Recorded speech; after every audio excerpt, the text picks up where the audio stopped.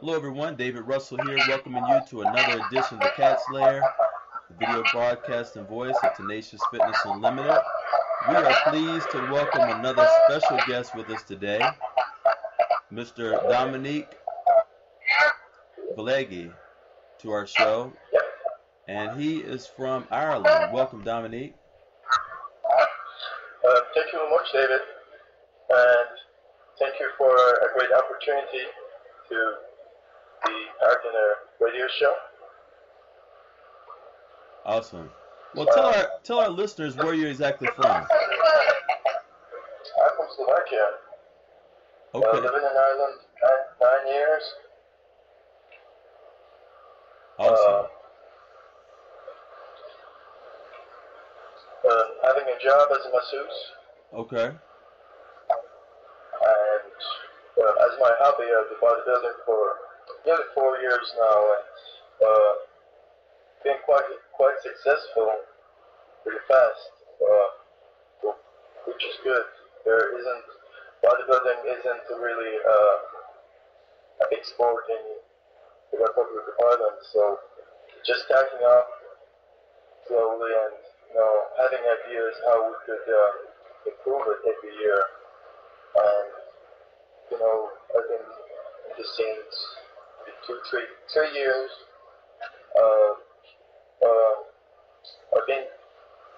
I've done 8 shows already.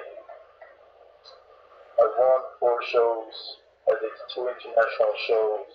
And next year I want to go to another 3 international shows in different countries like Spain, Mexico. There is one in Mexico this year actually, and it's a World Championship, IFBB World Championship for amateurs. So.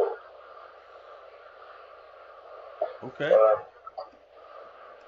Well, it definitely sounds like you've had a very busy year. Again, we definitely appreciate you being our featured guest right here on the radio show via audiocast. What was the most? Year I had... All right. Sorry? Yes, go ahead.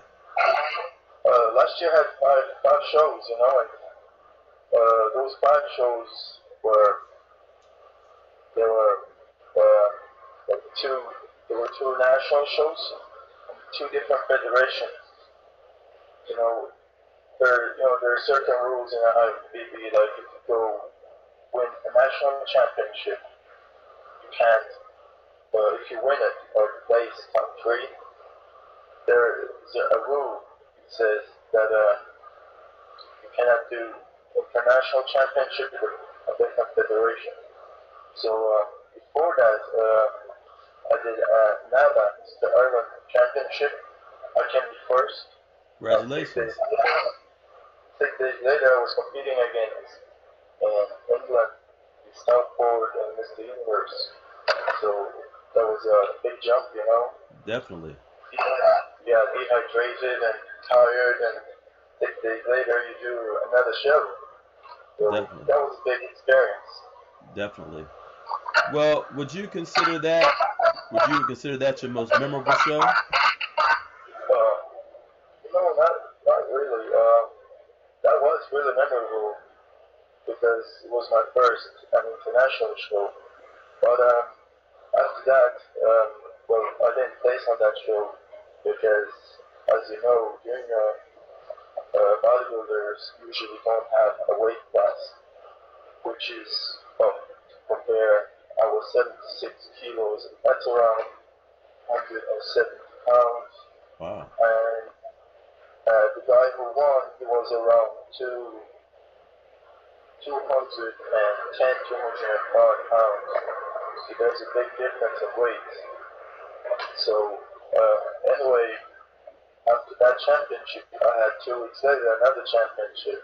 It was the nationals with the RIBF, which gets you to do the European Championship this year. So I got first. Congratulations. So I won both national championships. So I could go for World Championship this year, but I had an injury on my knees. So maybe next year. Oh wow. But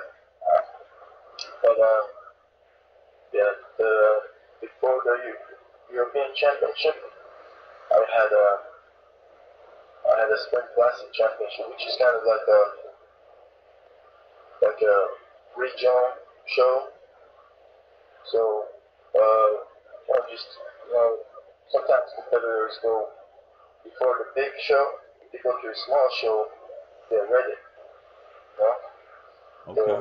I won the first place on that show, so I think I was ready. So it was like 3 weeks before the European show. The European show was on the 14th of May, so that was my biggest competition ever.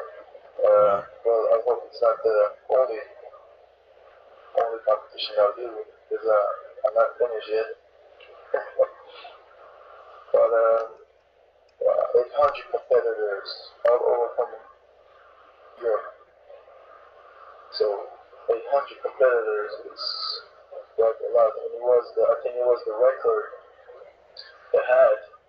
There's I pretty watch a lot of bodybuilding, and I Mm-hmm. know Phil Lee's competition, for example, in the US, they had around 750,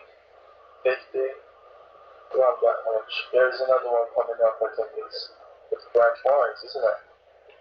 So yeah, I'm big into bodybuilding now, so. Okay. All right. Well, again, we are always pleased to have up and coming competitors on the show, and we also like to hear the success stories of other competitors. Of all the places that you travel, what was the most exciting for you?